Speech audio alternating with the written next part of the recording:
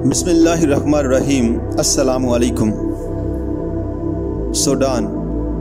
दोस्तों, सूडान का पहला पार्लिमानी दौर 1956 ta 58 तक सूडान को किन मसाइल का सामना करना पड़ा। सूडान की पार्लियामेंट ने 31 दिसंबर को आर्जी आइन मंजूर कर लिया। इसके मातहत इस्माइल अल-ज़हरी को आज़ाद सूडान का पहला वज़ीर आज़म बना दिया गया।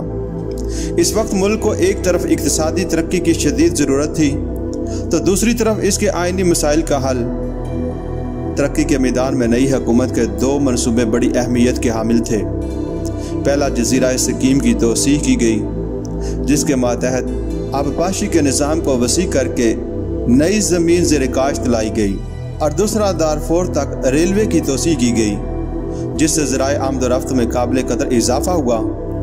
आइनी मसाइल के हल में अलबत्ता कोई पेशरफ्त ना हो सकी और मुस्तकिल आइन ना बन सका। इस ज़मन में सियासी जमातों में मुतअद्दिद इख्तलाफात पाए जाते थे।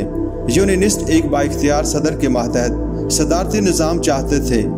इसके बरअक्स उम्मा पार्टी एक ऐसे सरबराह मुमलकत के हक़ में थी जिसे पार्लियामेंट मुंतखब करें और इसके इख्तियारात रस्मी हों। गैर महदवी अनासर इस बात पर इसरार करते थे कि मुल्क का सरबराह बहरहाल गैर महदवी हो, क्योंकि वो महदवी इक़्तिदार बल्कि बादशाह से खाइफ थे। जनूबी सूडान की तरफ से वफाक के क़याम का मुतालबा ज़ोर पकड़ता जा रहा था, जिसमें जनूबी हिस्से को ज़्यादा इख्तियारात हासिल हों। हसूल आज़ादी के बाद जल्दी सियासी जमातों के दरमियान इख्तलाफात ने शिद्दत इख्तियार कर ली। एक मखलूता हुकूमत कायम की गई, जिसमें यूनियनिस्ट जमातों के अलावा उम्मा और कांग्रेस के वज़रा भी शामिल किए गए।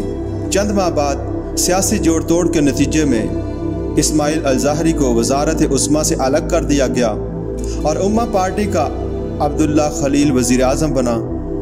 1958 के आगाज़ में नए इंतखाबात हुए, जिसमें उम्मा पार्टी ने 63, PDP ने 26, NUP ने 44 और जनूबी वफाक पार्टी ने 40 नशिस्तें हासिल की। अगरचे इंतखाबात के नतीजे में उम्मा और PDP की मखलूत हुकूमत बरसरे इक़्तिदार रही, ताहम इसकी पोजीशन बहुत कमज़ोर हो गई थी।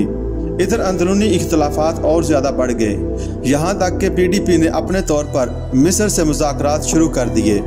मज़ीद रुई की फसल ख़राब हुई, जिससे मुल्क इक़्तिसादी बुरान से दोचार हुआ।